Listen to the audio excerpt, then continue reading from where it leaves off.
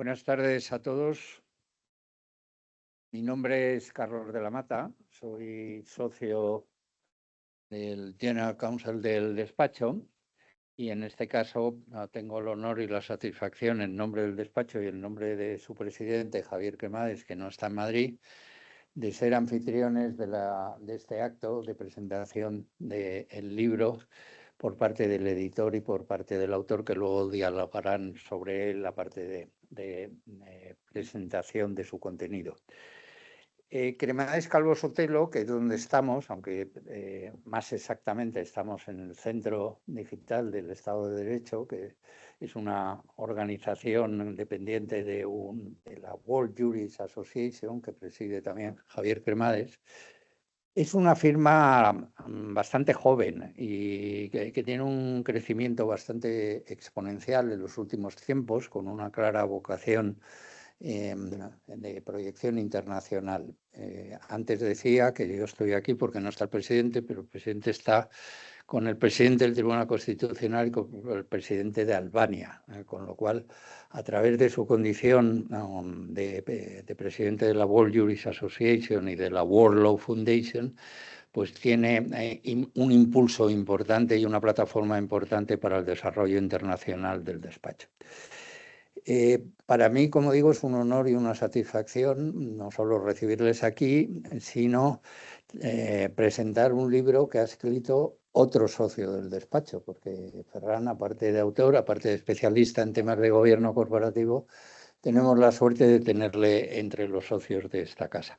Y eso da pie a una pequeñísima reflexión sobre la diversa tipología de socios que tenemos en esta casa. Yo soy abogado del Estado, pero he pasado más de la mitad de mi vida laboral en el mundo de la empresa y, por tanto, toda enseñanza que derive de la gestión de empresas, bienvenida sea en esta casa, porque además de desarrollar aspectos académicos, obviamente un despacho es una sociedad y, por tanto, tiene las condiciones necesarias para desarrollar el trabajo mercantil que tiene que fructificar en una buena cuenta de resultados. Entonces, tenemos la suerte de tener en esta casa socios de muy diversa formación, de muy diversa tipología, ¿no? De muy diversa experiencia y, por tanto, tenemos una cultura muy integrada en aspectos más allá del ejercicio estricto y académico del derecho. Así que vuelvo a darles la bienvenida, espero que disfruten con el acto, que compren el libro al final, que es también de los objetivos que hay que perseguir en este tipo de eventos y que los recibamos aquí en el futuro, esa vez espero que como clientes de la casa. Gracias a todos.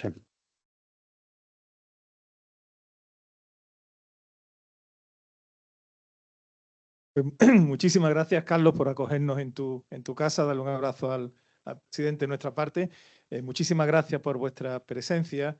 Y bueno, ya sabéis lo que digo más lugar, ¿no? El medio es el mensaje. Fijaros qué lugar más adecuado para presentar un libro de sabiduría. Es un despacho de abogados, Ferran lo es. Hay, por tanto, un conocimiento jurídico indispensable, ¿verdad?, para la estructura y funcionamiento de un órgano colegiado, de un órgano de gobierno, pero también, como podéis apreciar y sentir, y nos habla no solo a la razón, sino a sentimiento, es un centro de cultura. Está rodeado de obras de arte de distintos estilos que evocan, bueno, vanguardia, estética, cultura, sabiduría. El mundo del libro no solamente pretende pues, la transmisión de un conocimiento positivo, frío y académico, siempre tiene que tener una estructura de conocimiento, sino persigue muchísimo más. Fijaros, yo hablo como editor de Almuzara. Definir lo que es un editor es algo muy difícil, tardaríamos mucho, pero sí os puedo decir que lo más importante que tiene que hacer un editor, lo más importante, es seleccionar la obra que publica. ¿Qué obra va a estar en su catálogo? ¿Cuál no va a estar en su catálogo? Y el por qué. A mí me llegó la obra de Ferran, lo conocía de amigos comunes, por ejemplo, uno que es editor, nuestro amigo de plataforma, Jordi, que es buen amigo. No tenía la fortuna de conocerlo personalmente y me lo ofrece una agencia literaria. Thinking Head, que también es agencia de conferenciantes, es un entorno muy literario. Te llama la gente, oye, que tengo una obra que te puede gustar, de Ferran, me gusta el personaje, pero me dice el tema, es de gobierno corporativo. Y digo, adiós, castaña. No me gustó así en principio, nada. ¿Por qué? Porque yo tengo editado ya muchas obras de gobierno corporativo con una componente sobre todo moral. ¿Qué significa? Defensiva, compliance, responsabilidad social corporativa, todo lo que hemos ido armando durante estos últimos años, que están bien, que es parte inequívoca, pero con un sesgo único defensivo. Y digo, si es uno más de los que ya tengo, que están bien, ya está todo dicho, no voy a aportar valor. Bueno, pero por aquello de que hay que leer, comencé a leer el libro y desde un principio, ya te lo estaba diciendo, me encantó. Desde sus primeras páginas se sabe que este chico promete, como decimos, ¿no? Es decir, conoce bien la materia, no se limita a contarnos un aspecto formal, ha sido cocinero antes que fraile, tiene 25 años ya de experiencia en consejo, y digo bien 25, ya sabéis que hay dos tipos de personas, ¿no? Aquellos que acumulan 25 años de experiencia y aquellos que acumulan un año repetido 25 veces, ¿no? No es lo mismo la tesorería que acumula. En este caso destila esa sabiduría. No me quiero poner estupendo, pero como estamos entre abogados, sabéis que es muy distinto, ¿vale? Y los abogados sabios, eso da un gustazo uno cuando los oye. No es lo mismo tener conocimiento que sabiduría. Hay muchos opositores que se pueden saber el Código Civil, el mercantil, de memoria, articulado, subartículos, exposición de motivos y toda la estructura a la maravilla. Tienen conocimiento, pero les falta sabiduría. El conocimiento es carpintería. Carpintería tiene una raíz volitiva, de voluntad. ¿Quieres aprender algo? Pues te lees un libro. ¿Quieres saber más? Te lees dos y te ves un documental. Cualquier persona de inteligencia media puede tener el conocimiento más o menos que desee. La sabiduría es otra cosa. Si, no sé, si conocimiento es carpintería, a tu voluntad, clava la estructura no, la sabiduría es como alquimia, ¿no? Es decir, tú echas en una retorta conocimiento, experiencia, sentido común, comprender el alma humana, que es donde está la clave de todo y de la abogacía también, y del editor, por supuesto, lo agita en la retorta y a veces pues se transmuta la materia y da lugar a la sabiduría, que huele, que se aroma. Los viejos abogados, los buenos abogados tienen sabiduría. Conocen el derecho, conocen a los jueces y conocen la materia humana de la que hablamos y no gasto mucho tiempo en esto. Pues estamos en un libro de sabiduría. Un órgano de gobierno, no solamente, y empiezo y casi vamos a mantener un diálogo, porque me emocionaría hablando del libro. Yo tengo la fortuna de también llevar ya cierta experiencia en consejos diversos, asesores de administración. Me ha resultado de mucha utilidad, Me ha hecho reflexionar errores y quizá algún acierto, pero muchos errores que he podido evitar a lo largo de mi vida. Pero en todo caso hay una primera visión clarísima que aporta, ¿no? Tiene una visión orgánica de la empresa, por tanto la cabeza es muy importante y aporta muchísimo valor. Y yo quiero comenzar preguntándote, ¿vale? Vamos a empezar por el principio, si realmente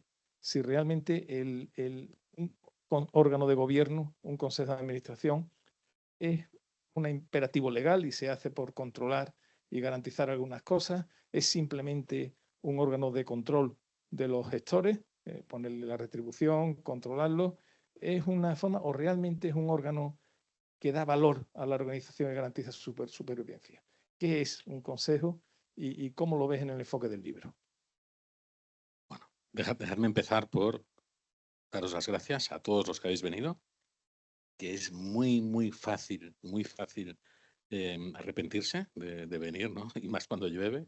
Así que muchas gracias a todos por venir una tarde como hoy a lo que espero que no sea un tostón sobre gobernanza, que es un poco lo que decía el editor, ¿no? Y gracias al editor también, no te lo he dicho, pero cuando yo escribí el libro, empecé a escribir el libro y no sabía si lo acabaría. Y lo escribí y alguien me dijo, esto hay que publicarlo, ¿no? Y entonces yo dije, bueno, y me dijeron, autopublica, ¿no? Y yo dije, pues no, yo no quiero autopublicar. Para mí una prueba de fuego es que una editorial de prestigio te lo quiera publicar. Porque además siempre digo que si un libro, si hiciera un libro de autoayuda, pues hay 45 millones de españoles que lo pueden comprar seguramente, pero este libro tiene un público muy restringido, ¿no? Y para muestra un botón, ¿no? Los que estáis aquí, pues no sois la generalidad de lo que hay en las calles, ¿no? Así que gracias por confiar en el libro, que sé que no es fácil el tema, y ahora sí que te voy a contestar. Es una buena pregunta. Yo voy a intentar ser muy sintético porque me podría estar, como es un tema que me apasiona, yo tenía un profesor que decía, el talento tiene mucho que ver con lo que te apasiona. Esto me apasiona, puedo estar horas hablando. A ver, un órgano de gobierno Un consejo de administración, que es lo que normalmente la gente entiende por un órgano de gobierno, no es una obligación. Las compañías se pueden administrar de muchas formas. Puede haber un administrador único, puede haber varios administradores o puede haber un consejo de administración, ¿no? Por lo tanto, lo que sí es una obligación es que se gobierne. Y lo que ocurre habitualmente, que yo creo que este es el punto que me da pie a contestar esta pregunta, por cierto, no sé qué me va a preguntar. O sea, os garantizo que no tenemos pactadas las preguntas. O sea que sí que a mí me gustaría explicaros una cosa. Estamos en una casa del derecho, estamos en un bufete de abogados. Yo cada año doy una ponencia sobre gobernanza en un programa de la Harvard Law School. Todos mis oyentes son abogados súper orgullosos de su trabajo. Y la tercera slide que les pongo es una slide de Enrique VI de Shakespeare que dice que primero hay que matar a todos los abogados, ¿no? Y lo hago para provocarles. Pero también es una frase obviamente sacada de contexto, pero lo que a mí me sirve es para explicar que el enfoque regulatorio, el enfoque de compliance, el enfoque de cumplimiento, ese defensivo que decías tú, o el moral, está muy bien. La ley sirve para que no hagamos mal las cosas, pero yo siempre digo que ninguna empresa llega a ningún lado solo con no hacer mal las cosas. Entonces, este tipo de gobernanza se pierde la mayor parte de la película, en mi opinión, que es la generación de valor. Los consejos o los órganos de gobierno deben levantar la cabeza, mirar a largo plazo y generar valor.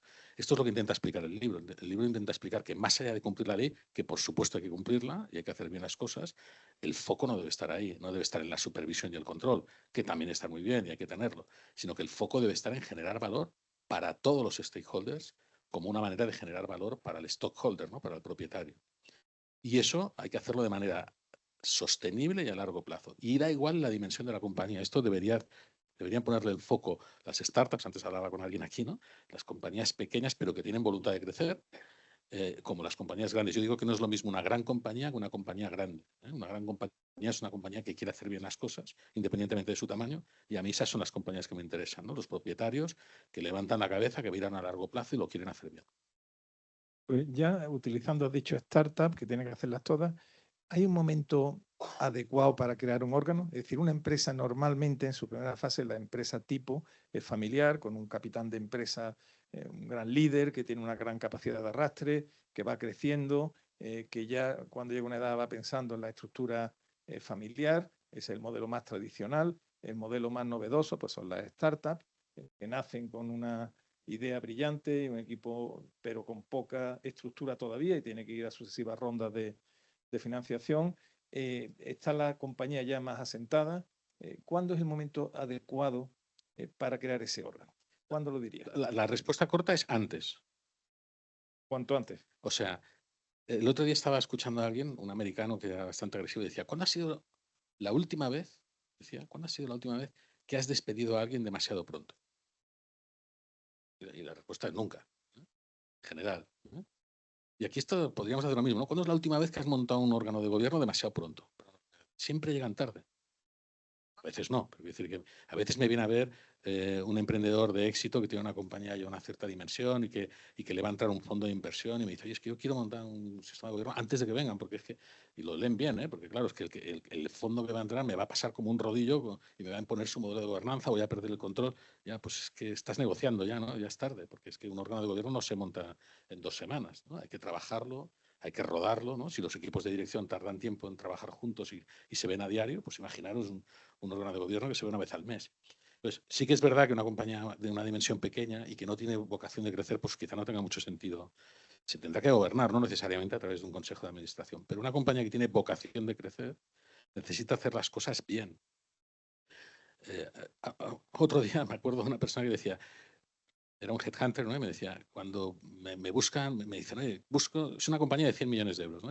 Y busca un director financiero. Me dicen, quiero un director financiero de una compañía de 100 millones. Y dice, no, si tú quieres poner la compañía en 1000, el que te va a llevar a 1000 es el que viene de ahí, ¿no? El que ya ha hecho ese recorrido.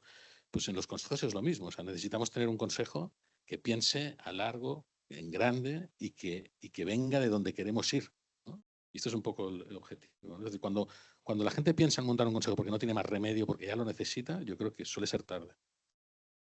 Por seguir tu discurso, el que mira lejos, en el fondo, evoca estrategia, ¿no? Es decir, la mirada, dónde estamos y a dónde queremos llegar. Yo la mirada estratégica realmente creo que es importante, pero es cómo se consigue, ¿no? Fijaros en una reflexión yo a veces hago, si nos pensáramos cada uno en nuestra vida, estamos donde estamos por lo que hemos hecho o por lo que hemos decidido. En la componente que en ingeniería diríamos camino, ¿qué pesa más, la decisión o la acción? Bueno, nos daría un debate muy interesante, pero la decisión tiene un peso no suficientemente valorado, ¿vale? Lo que decidimos, el camino que marcamos tiene un peso extraordinario. Si te equivocas en el camino, mientras más trabajes y más te empeñes en hacerlo bien, peor, porque el camino era el equivocado. Escapa el hoyo. Por tanto, el factor de decisión es muy, muy importante, ¿no? Yo a veces ahí, coincidiendo, pensaba, cuando te leía, una empresa en el fondo una estructura, en fin, es verdad que hay modelos matriciales, todo, pero en el fondo es una estructura piramidal. Abajo están los indios y arriba el gran jefe indio, más o menos. Arriba se concentra el consejo de administración. Yo cuando estaba, tuve experiencias curiosas. Yo estaba, por ejemplo, en el consejo de administración de Telefónica un tiempo, muy joven, y me veía allí cuando llegabas a Gran Vía con los tafetanes, las alfombras que las pisaba y te hundía. Nos ponían, era Cándido Velázquez presidente entonces, nos ponían un puro en la mesa de caoba, nos fumábamos el puro en el consejo. Eso, fíjate, para una persona joven, el no caer, no morir en el intento, creerte el amo del universo, es tremendo. Y encima, no a nosotros les pagaban bastante bien. Y digo, oye, esto tiene que tener un sentido, ¿no? Porque en el fondo una empresa, un órgano darwiniano, tiene que sobrevivir, ¿no? ¿Por qué hay un criterio de pagar bien a gente que está arriba, que va un día al mes, en teoría, que encima te dan un puro y te dan una comida opípara, y hay gente que está toda la vida en la empresa trabajando, machacándose, y tiene un sueldo muy inferior? ¿Tú crees que está justificado primero el valor que se aporta en decisión? Y después, ¿cómo garantizamos? Porque yo veo mucho el perfil de consejero de muchas compañías. Siempre y tradicionalmente hubo uno financiero, de control financiero, cuentas, tesorería, fiscal, que era un riesgo. Ahora he visto una componente defensiva, clarísimamente, precisamente el compliance, los planes de igualdad, el que no nos metan en la cárcel, el defensivo. Claramente tenemos una sociedad empeñado en meternos los unos a la cárcel a todos y, lógicamente, tienes que protegerte, dedicar mucho tiempo en protegerte. Pero claro, la visión estratégica o de decisión, creo que pocos consejos veo consejeros de esa mirada que tú precisamente apuntas. De alguna forma veo, y te pregunto por eso, porque digo, veo que se delega al McKinsey de turno, a la gran consultora de turno, que es la que piensa por nosotros, ¿vale? O en todo caso el consejero delegado es el que piensa por nosotros. ¿Realmente crees que son los consejos los que tienen esa mirada larga, o de alguna forma ceden esa mirada y ya lo que hacen es pastorear un poquito para no meterse en demasiado lío? A ver.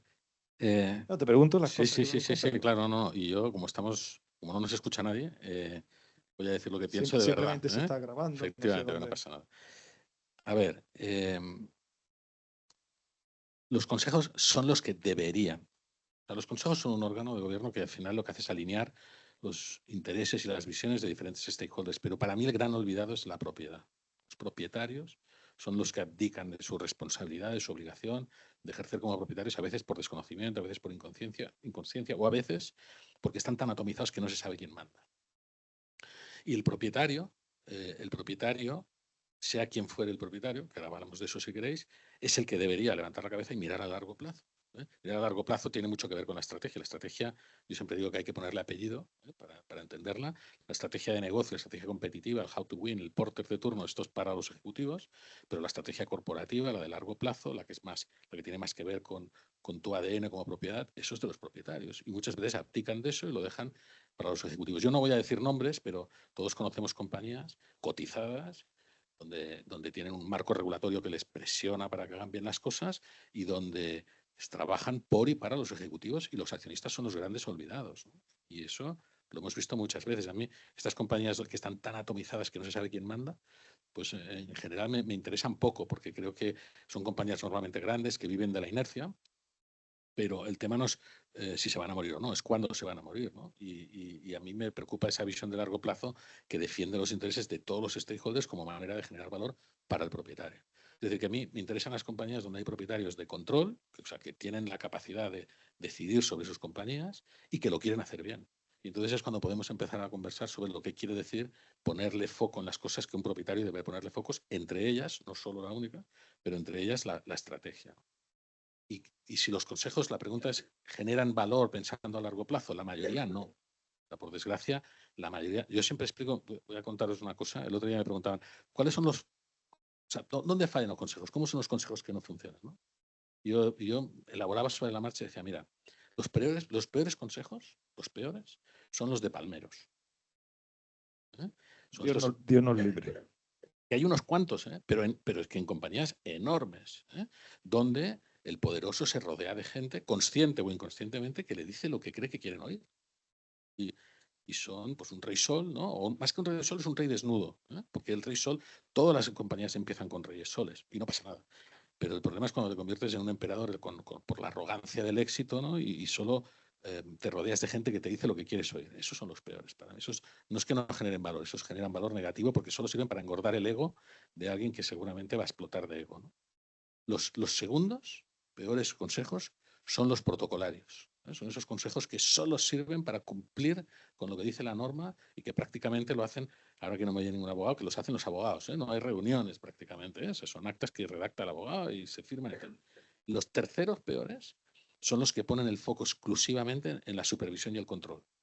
Es decir, aquellos consejos donde la gente va con las manos en los bolsillos, me empiezan a enseñar números, balances, cuentas de resultados, estados financieros, y eso es como conducir mirando por el retrovisor. Y yo siempre digo que el parabrisas es mucho más grande porque si no te sales de la carretera en la primera curva, ¿no? Entonces son consejos que miran hacia atrás y hacia adentro. Los consejos que de verdad generan valor se despegan de eso, lo hacen bien. Yo cuando entro en un consejo como dominical, si es un consejo fiduciario, lo primero que pido es ver el proyecto de compliance legal. Hay que entender que se hacen bien las cosas, pero eso es for granted, ¿no? O sea, eso hay que hacerlo. A partir de ahí es cómo generamos valor, cómo hacemos que esta compañía de manera sostenible bata su competencia, gane, genere valor para sus clientes, para sus empleados, para todo el mundo, ¿no? Y esa es la verdadera magia de un buen consejo. Y hay muy poquitos que realmente funcionen así. Esta es mi experiencia. Fijaros que lo dice con naturalidad, corrido, pero hay una novedad radical en su visión de Ferran del Consejo, que aporte valor. De verdad que los que hemos tenido ya mucha mili en esto, ese concepto de aportar valor a la organización es muy novedoso y es lo que da ese carácter orgánico de valor. En el fondo, un consejo son personas. Y ahora vamos a meternos en las personas. Yo he visto a lo largo de los años, fijaros, cuando ya era cómo el ser consejero de una compañía, bien de administración o de asesor, se ha ido convirtiendo en un auténtico sueño húmedo. Todo el mundo quiere ser consejero y ahora encima, por tal, todo el mundo quiere ser consejera. Todo el mundo aspira a ello, te lo dicen en las comidas abiertamente, tú le dices, oye, que no tienes posibilidad prácticamente, bueno, salvo que sea una pequeña empresa, relájate y disfruta. Es muy difícil llegar cuantitativamente. Hay miles o muchos máster y estudios que están muy bien para ser consejero y aportan valor, pero como en términos evangélicos, muchos son los llamados y pocos los elegidos, ¿no? ¿Quién tiene que diseñar un consejo? Porque es una figura que no queda, o sea, aunque los estatutos lo marcan y formalmente lo dice, ¿quién tiene que hacer un consejo? ¿La propiedad? ¿El presidente? ¿Los otros consejeros? El concepto propio de consejo independiente y cómo se garantiza, cómo se selecciona. Me gustaría que abordara esa mirada, me parece absolutamente fundamental y que también anime o desanime a las personas que legítimamente, oye, contemplan la ilusión de volcar su experiencia adquirida en un consejo. ¿Tienen posibilidad cuantitativa o no? Bueno, empiezo por lo segundo, que es lo más fácil, que es lo más corto. Pues efectivamente, ¿no? La pirámide se va estrechando y hay pocas opciones, ¿no? Especialmente si eres hombre, hoy por hoy, porque por un tema de paridad, pues prácticamente todas las selecciones que se buscan ahora mismo son de mujeres, ¿no? Que eso, si queréis, os lo dejo para una pregunta provocadora y os cuento lo que yo pienso sobre eso, pero hago el teaser aquí y quien quiera que pregunte. Entonces, bueno, es verdad, claro, yo tengo 57 años, a veces 58, tengo muchos amigos de mi quinta, ¿no? Que en el mercado, pues eso, yo el otro día leía, no sé dónde leía, decía que se pongan de acuerdo, ¿no? Porque a los 55 eres demasiado viejo para que te contraten, ¿no? Te vuelves transparente en el mercado, pero a los 65 todavía no te puedes jubilar, ¿no? Pues, ¿qué pasa ahí, no? Y vamos a vivir supuestamente muchos años, ¿no? Y son años de mucha generación de valor. Pero es verdad que la pirámide se va estrechando en las organizaciones, especialmente compañías grandes, pues hay pocas. Por lo tanto, opciones hay las que hay. mucha gente se me acerca diciendo qué tengo que hacer para estar en un consejo, ¿no? Bueno, esto es bastante largo de contar, pero sobre todo hay que tener paciencia y hacerlo con tiempo. Y esto no es como el que dice, yo es que he sido ermitaño y ahora quiero tener muchos amigos. Bueno, pues esto no se construye en 2 minutos, ¿no? O sea, hay que trabajarlo, ¿no? Y lo del consejo es lo mismo. Yo creo poco en las formaciones de consejero por diferentes motivos, pero básicamente porque tienen un enfoque comercial o tienen un enfoque regulatorio, ¿no? Ahora bien, ¿cómo se tiene que construir un consejo? Que esta era la pregunta. ¿Quién tiene que hacerlo y cómo tiene que hacerlo? Bueno, en mi opinión, quien lo tiene que pilotar es la propiedad. Este es quien lo debe pilotar. Eso no quiere decir que la propiedad tenga las capacidades, el conocimiento, las aptitudes para hacer, porque a veces la propiedad, depende de la naturaleza de la propiedad, depende de los años que lleven, pero en muchas compañías la propiedad lo que sabe es hacer ladrillos, ¿no? Sabe hacer zapatos, pero de gobernanza, yo siempre digo que a nadie, en ningún sitio nos enseñan a ser propietarios, ¿no? En las escuelas de negocios en las que hemos pasado nos enseñan a ser ejecutivos. Y todas las consultoras del mundo están enfocadas en hacer que los ejecutivos su vida sea un poco más fácil, que es bien difícil. Pero a ser propietarios, ¿dónde se aprende? ¿No? ¿Quién te enseña a ser propietario? A ejercer, ¿no? De consejero, ¿no? Normalmente se aprende por ósmosis de los que tienes al lado y no siempre son buenos profesores los que tienes al lado. Entonces, ¿quién debería pilotarlo? Pues obviamente debería pilotarlo la propiedad, fuere quien fuere la propiedad de una organización y no dejarlo en manos de otros. Pero seguramente se tendrá que apoyar. Por ejemplo, yo me dedico a esto. O sea, yo vivo de esto. Yo vivo de ayudar a diseñar e implantar modelos, sistemas de gobernanza, consejos, en definitiva, para muchas organizaciones en todo el mundo. Porque cuando encuentras una propiedad que, además de la inteligencia que le ha llevado a donde está, tiene la humildad intelectual de entender que no saben de todo y que se pueden dejar apoyar por alguien que les quiere ayudar de verdad, pues ahí surge la magia. Entonces, ¿cómo se construye un consejo? Pues es un poco largo. Nosotros decimos que el principal error cuando se construye un consejo es atribuir el fracaso o el éxito del consejo a un factor, porque la mente humana está hecha para simplificar. Normalmente ese factor se considera que son las personas, ¿no? Llego a muchas compañías que me dicen, oye, es que el consejo no me funciona y ya he cambiado 3 veces de personas, ¿no? Y he puesto exministros, ¿no? Y no funciona, ¿no? Y dices, bueno, es que a lo mejor no solo son las personas, ¿no? Lo que hace que un consejo funcione. Esto es como un equipo de música. Yo siempre explico que tiene varios componentes y suena tan mal o tan bien como lo mejor que suena el peor de los componentes. Hay que atacar varias cosas a la vez para que el consejo funcione. Una de ellas es las personas. Y entonces sobre eso podemos también, no me quiero extender, pero podemos hablar sobre cuáles son los criterios que se deberían tener en cuenta para seleccionar consejeros. Pues a ello. ¿Sí? Ponte a ello. Hace poco hablaba con un headhunter, que no está en la sala, porque en la sala hay alguno, pero para que nadie se sienta aludido, hablaba con un headhunter grande que me decía, yo para un consejo busco, tiene que haber uno que sepa de finanzas, uno que sepa de marketing, uno que sepa de operaciones. Decía, esto es un error, ¿no? Porque en el fondo eso es replicar lo que es un consejo de dirección, ¿no? Un comité de dirección, un executive committee, como lo queráis llamar, y tienes el conflicto armado, ¿no? Al día siguiente, porque se están pisando el jardín mutuamente, ¿no? En mi opinión, el cómo se construye un consejo,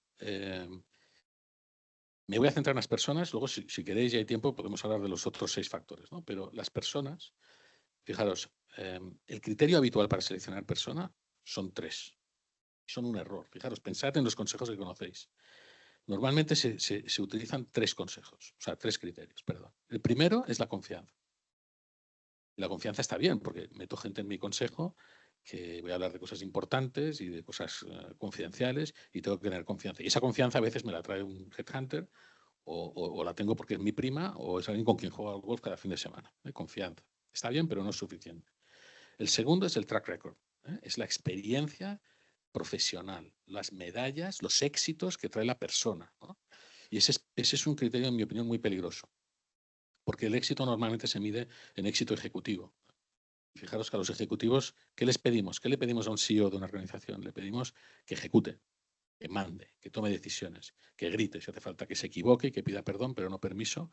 Y si encima le va bien y está acostumbrado a mandar y que la gente haga lo que él quiere, va engordando el ego y oye, con razón, porque lo está haciendo muy bien, ¿no?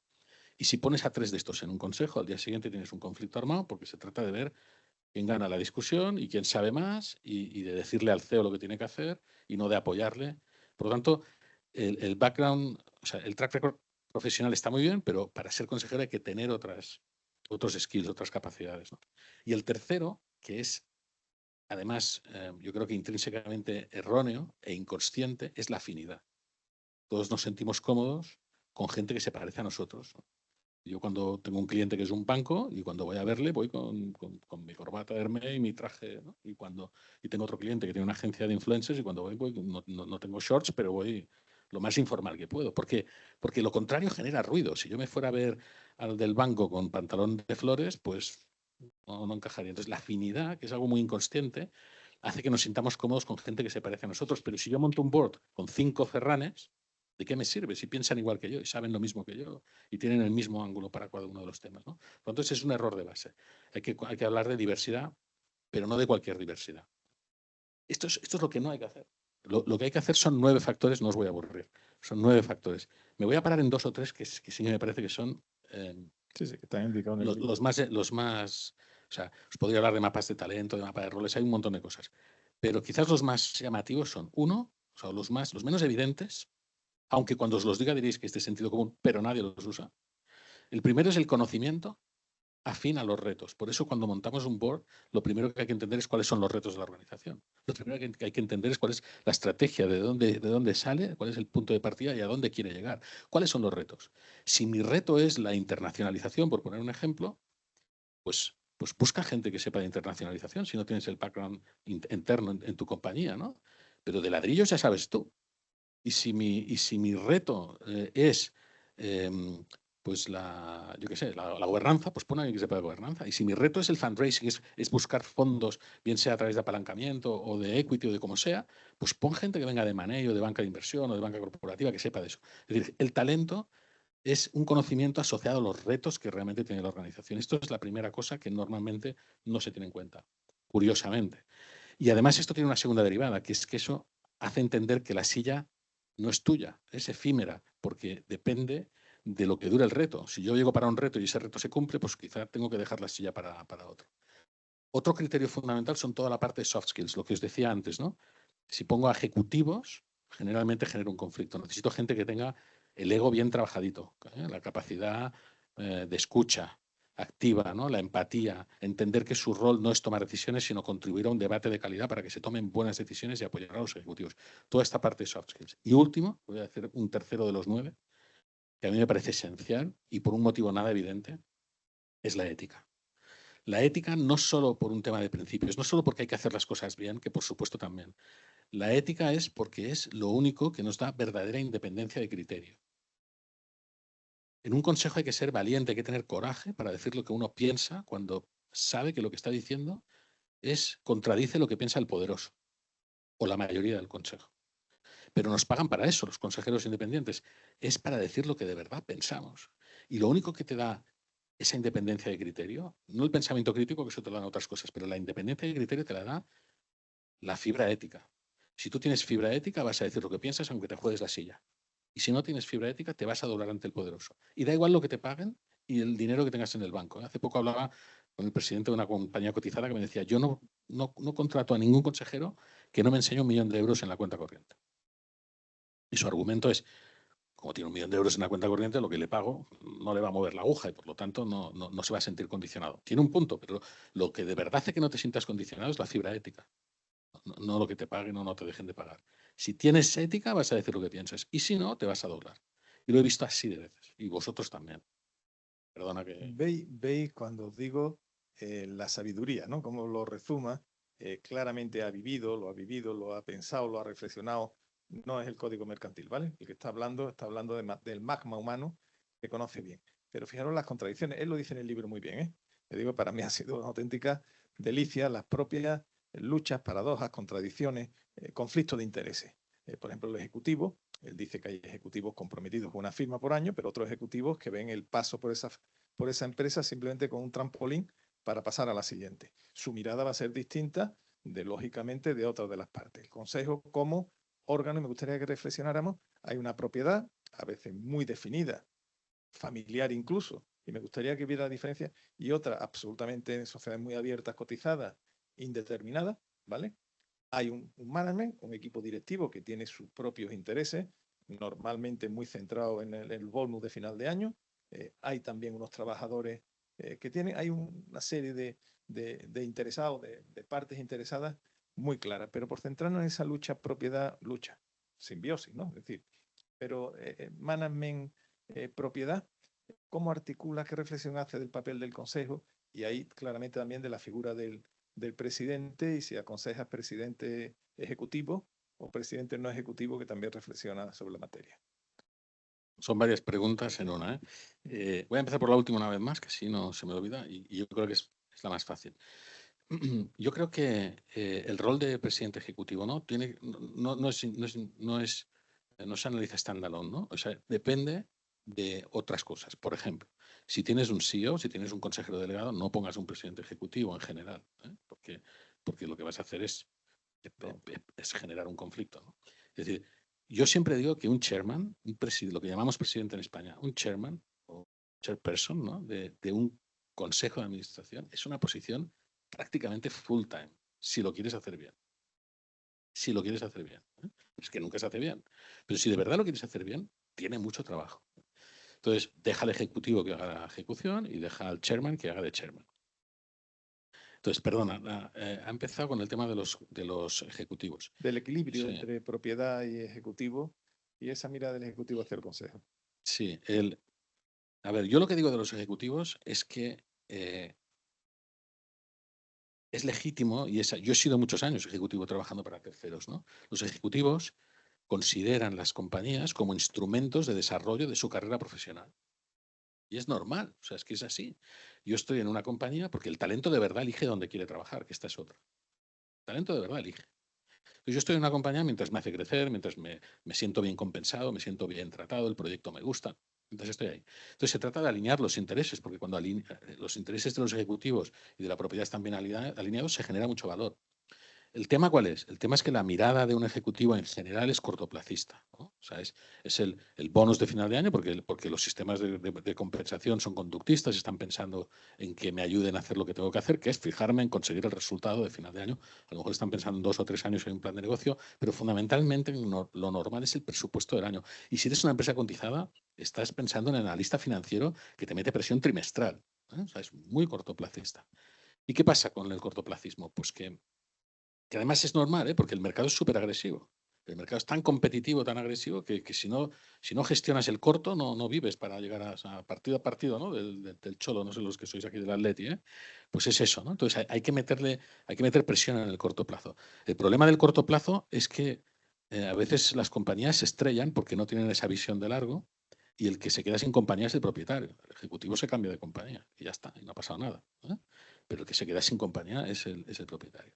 Entonces, el consejo de administración, bien sea fiduciario o un advisory que tiene desventajas, inconvenientes o inconvenientes cada uno de los casos, sirven para ayudar a la propiedad a enfocar bien una serie de temas y a complementarse con ese conocimiento cuando está bien diseñado, hay un buen sistema de funcionamiento, una buena estructura, unas buenas funciones, etcétera. No os voy a aburrir con eso. Entonces, el objetivo es alinear intereses, ¿no? Pero, y alinear a veces incluye que hay jerarquía en la toma de decisiones. En las empresas familiares, yo lo digo porque has hecho relación a eso, ¿no? A mí me interesan los propietarios, independientemente de la naturaleza de la propiedad, si es familiar o puede ser un fondo de inversión.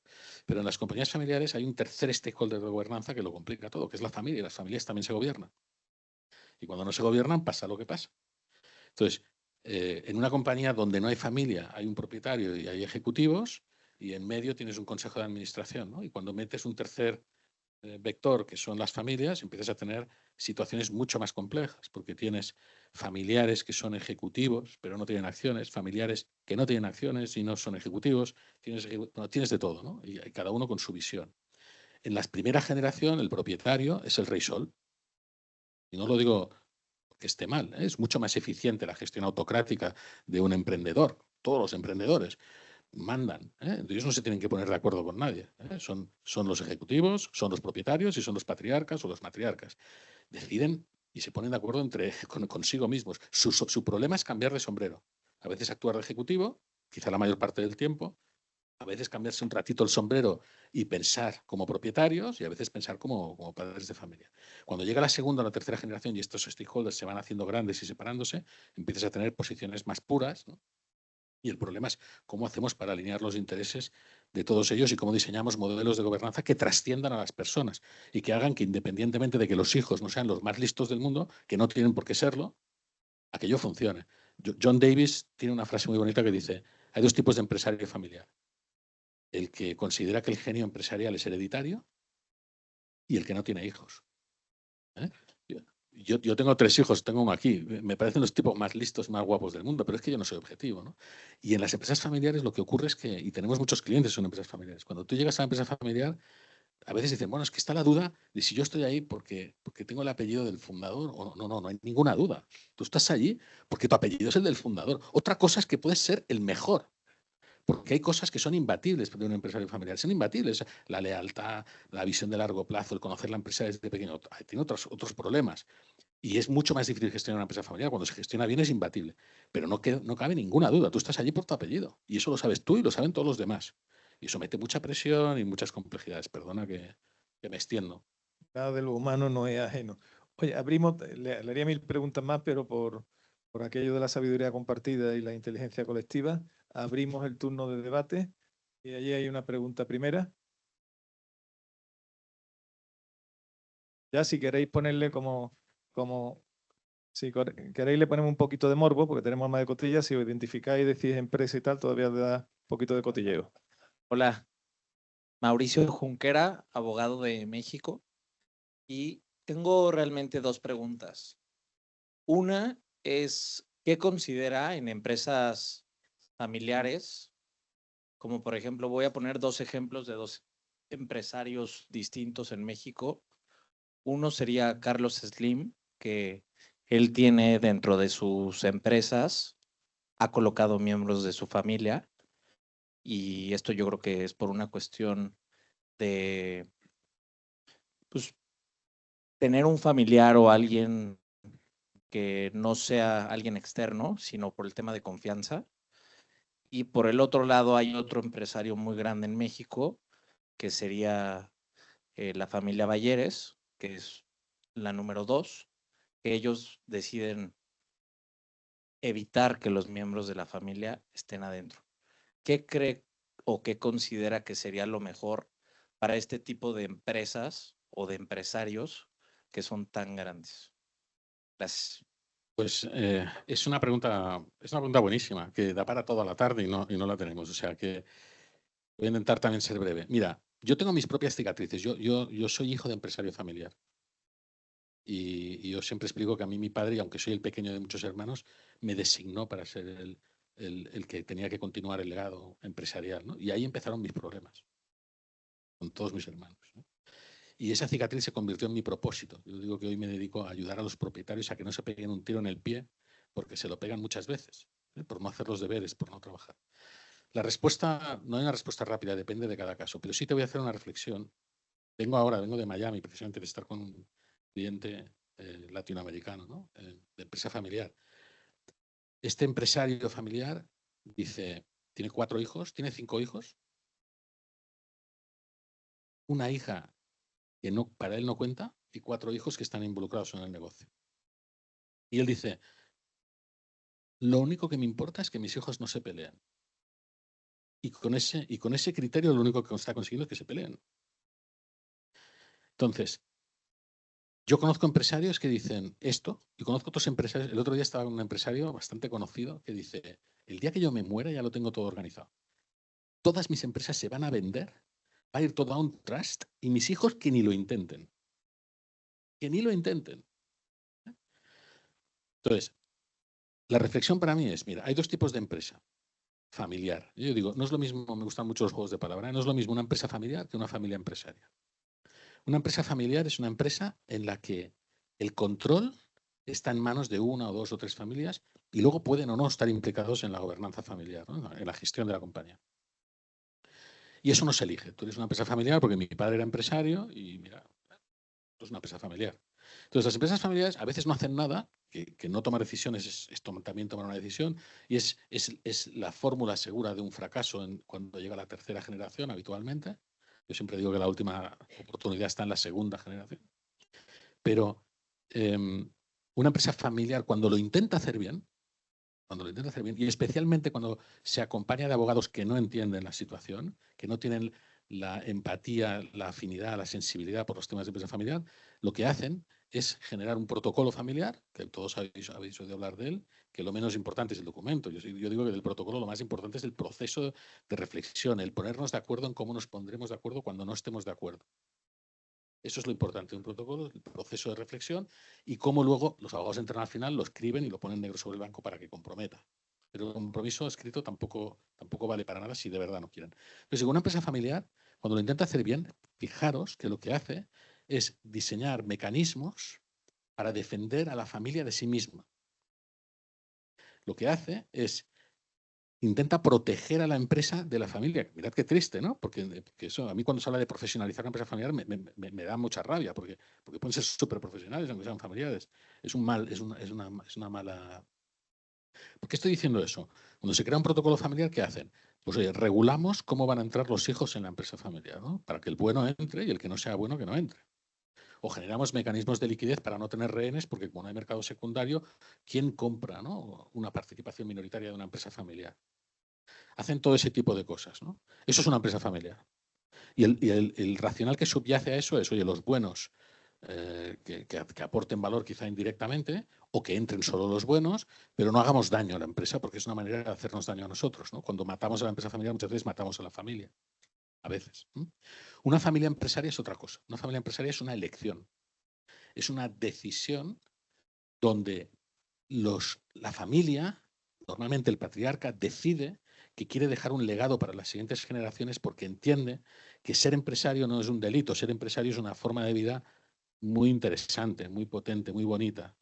Y entonces es cuando empieza a hacer cosas para que los hijos desde pequeños entiendan la empresa familiar, la valoren, la quieran, estén bien implicados y se hacen toda una serie de cosas para que la cultura de esa familia gire alrededor de la compañía. El pegamento es la empresa. Eso es muy difícil, hay muy pocas empresas. A veces hablo, muy pocas empresas que tengan muchas generaciones y de verdad sigan siendo... A veces hablo con empresarios familiares que me dicen, estamos en cuarta generación y cuando te lo explican dices, bueno, estás en segunda en realidad o en primera porque te has reconcentrado, ¿no? Es decir, al final se han comprado las participaciones y queda un único inversor, ¿no? Un único accionista. No sé si me estoy explicando. Ninguna de las decisiones es buena o mala intrínsecamente. Hay que analizar caso por caso y ver lo que ha ocurrido y también lo que quiere el propietario de una empresa familiar, porque hay mucho de voluntad delegado. Contesto. Contesto sin contestar, ¿no? Pero es que no se puede.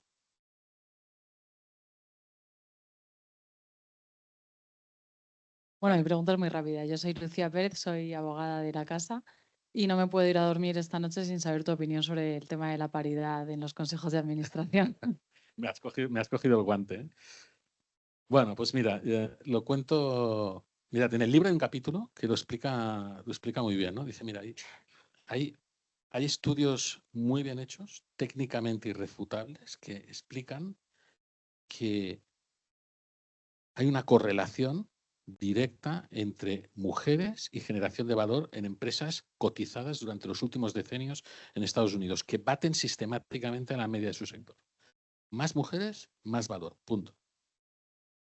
Eso es correlación, que no es relación causa-efecto. Y me voy a explicar. O sea, la segunda parte del discurso es, eso no es porque las mujeres seáis más inteligentes o tengáis más experiencia o sepáis más. Es porque los consejos son de hombres y los consejos se pierden la mitad de la película porque la mitad del mercado son mujeres, la mitad de mis clientes son mujeres, la mitad de los empleados son mujeres y los consejos son de hombres. Esta es mi opinión. Si hubiera consejos de mujeres, lo que añadiría valor desde un ángulo de diversidad, que es el de género, sería poner hombres. Pero la diversidad es algo mucho más allá del género, ¿no? La diversidad puede venir, hay muchos ángulos de diversidad, Entonces, ahora voy a contestar las cuotas, ¿eh? Desde la perspectiva macro, yo lo entiendo. Es decir, el legislador, el regulador, lo que hace es, de alguna forma, trasladar la voluntad de la sociedad. Y la sociedad está pidiendo a gritos que haya paridad, que haya más mujeres y que tengan más rol en los órganos de gobierno de las organizaciones. Que obviamente es difícil porque a los órganos de administración se llega después de muchos años, ¿no? Y la carrera por esa competencia pues es muy agresiva y ha sido muy machista y por lo tanto no es fácil. Y por tanto, yo desde la perspectiva macro, desde la perspectiva del regulador, yo lo entiendo. Tiene que haber presión porque si no las cosas no ocurren. Tiene que haber presión para acelerar. Mi opinión particular es que yo no sé si eso os hace bien o os hace mal a las mujeres, pero yo entiendo la intención del regulador. Ahora, desde la perspectiva micro, cuando yo estoy en una compañía diseñando un consejo, mi criterio no es vamos a poner la mitad mujeres. Mi criterio es vamos a diseñar un consejo bien diseñado en el que si además hay mujeres mucho mejor, pero es uno de los factores a valorar, ¿no? Y no es a costa del mérito, o del conocimiento o de otras cosas, ¿no? Entonces, insisto, desde la perspectiva macro, todo mi apoyo a la presión desde el punto de vista del regulador, porque si no las cosas no pasan. Y desde la perspectiva micro, pues cada caso es cada caso. Te contesto, ¿no? ¿Sí? No he sido políticamente muy correcto, creo, pero... Gabriel Velasco, vengo de una aceleradora llamada B Combinator. No te imaginarás el reto que tenemos en una aceleradora, por ejemplo, de cómo hacer un consejo, construir un consejo, ayudar a un founder a construir un consejo, sabiendo que una startup es un bicho raro dentro del mundo empresarial. Entonces, sabiendo tu experiencia, ¿qué consejo le darías, ¿no? A un founder de una startup que tienen unos retos tan diferentes, ¿no? Para poder construir un consejo que de verdad sea algo trascendente en su compañía. Pues mira, cuando estamos hablando de una compañía, yo digo que las startups no son compañías pequeñas, son potencialmente, o sea, son compañías con vocación de crecer, ¿no? No es lo mismo si hablamos de Gómez Hermanos Panaderos, que es la panadería de aquí al lado, que si hablamos de una compañía que es muy pequeña, pero que tiene voluntad de crecer. ¿Cuál es el problema de las startups? Siempre es el mismo, es la caja. No tienen dinero, no tienen recursos. Pasan la mitad, un 90% del tiempo buscando dinero, ¿no? Y a veces, como alguno que hay por aquí que conoce bien el tema, me dice, es que a veces buscan más dinero del que necesitan realmente, ¿no? Pero bueno, el tema es que no tienen caja, no tienen recursos, ¿no? Entonces les cuesta mucho. Bueno, y la otra es que tienen que, el día a día de un fundador, pues os podéis imaginar lo que es, ¿no? O sea, es no sacar la cabeza para respirar, ¿no? Y entonces la urgencia se come a cosas que son muy importantes, pero yo siempre digo que lo importante acaba siendo, además de importante, urgente. Acaba siéndolo si no le pones foco, ¿no?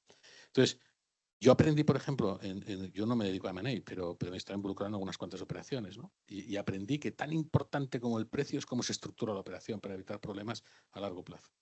Pues aquí es lo mismo. Puedes tener una idea maravillosa. Conozco casos muy de cerca, muy dolorosos, de emprendedores que han perdido su compañía siendo exitosa por no poner un poquito de foco, un poquito en la gobernanza.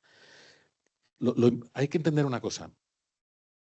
La gobernanza no requiere mucho tiempo. O sea, tiempo en el sentido de horas dedicadas.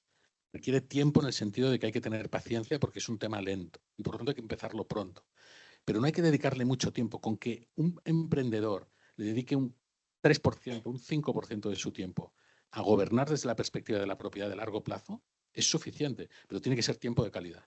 La mayor parte del tiempo a la ejecución, pero un poquito de tiempo dedícalo a pensar a largo plazo como propietario y construye un buen órgano de gobierno.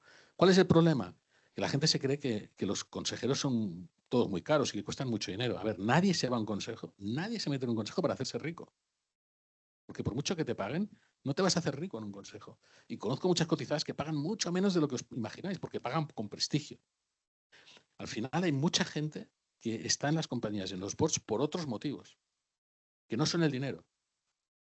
Y puedes construir un buen consejo para una startup que te va a ayudar a no cometer errores que tienen un impacto brutal. Pero lo tienes que hacer antes de lo que te crees.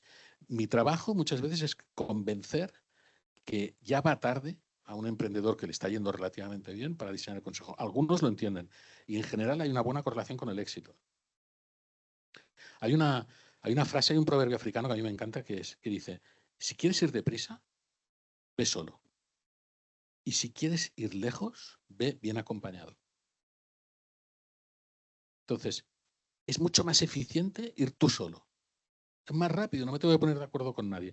Pero nadie es más inteligente que la suma de las inteligencias que hay alrededor de una mesa.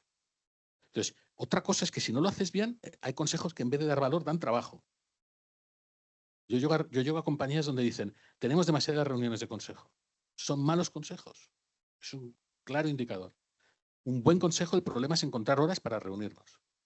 Porque cuando se da la magia, que no es muy habitual, realmente generan mucho valor. Entonces, diseñar un consejo para una startup es diferente a diseñar un consejo para una compañía en quinta generación o para una compañía cotizada, pero se puede hacer y genera mucho valor, de verdad. Buenas tardes, soy Genaro González del Hierro, socio del despacho. Muchas gracias, Ferran, y a Manuel Pimentel también por el diálogo, que está siendo muy entretenido y sugerente, y porque además nos invita a comprar el libro, que seguro que será también sugerente y divertido. No, pero lo que te quería preguntar es, ¿qué opinas por qué se producen y a qué se debe esas compañías que todos conocemos que han sido un modelo de éxito con una gobernanza terrible? Es decir, tú dices, bueno, se ha producido, hay empresas, algunas, no voy a decir nombres, muy conocidos, muy importantes, y sin embargo tú dices, qué horror, es decir, tienen todo mal. ¿Cuál es, ¿a qué se debe eso y qué opinas de ese tema? Vale, es muy buena también, Genaro, porque fijaros, todo mal seguro que no. O sea, si han tenido éxito, el mercado es muy... O sea, yo siempre digo, mira, el 99% de las compañías ya no existen. Están todas muertas. Nadie nos olvidamos, nos olvidamos, nadie se acuerda de ellas. Están todas muertas. De las que quedan, de las que quedamos, que lo hacen bien del todo, hay muy poquitas. Y que lo hacen muy mal todo, también hay muy poquitas porque mañana están fuera.